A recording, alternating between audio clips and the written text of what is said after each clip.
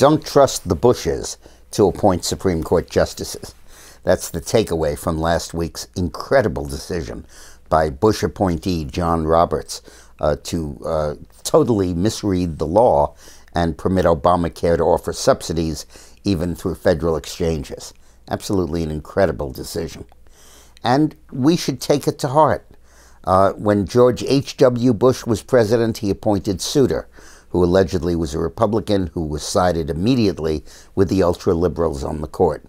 George W. Bush gave us John Roberts as the Chief Justice of the Supreme Court.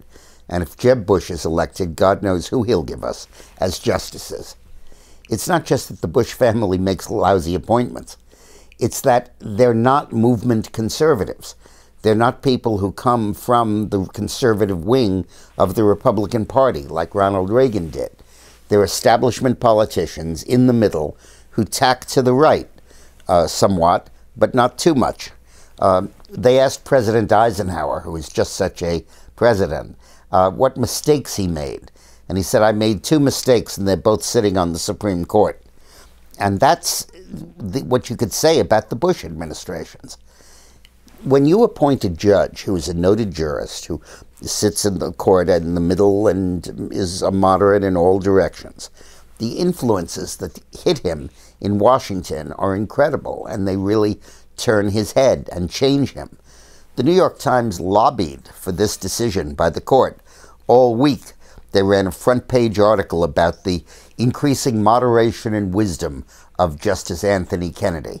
They ran another front-page story about how the Supreme Court has become more liberal under John Roberts, and he wasn't the crazy right-winger many people said he was when he was appointed. Both of those stories calculated to hit the judges in their ego and affect how the world sees them. And by the world, I mean the Washington, D.C. dinner parties.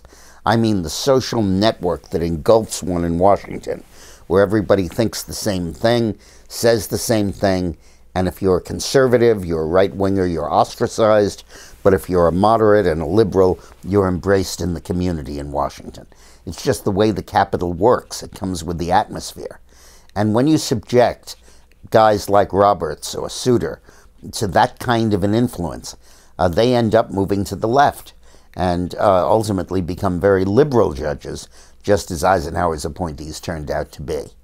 All of this is relevant to us as we consider Jeb Bush's candidacy. No matter how much he may want to structure himself as an outsider, he's not. He's the ultimate insider.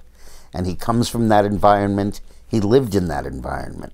And I think his judicial appointees would reflect that environment. Thanks for watching.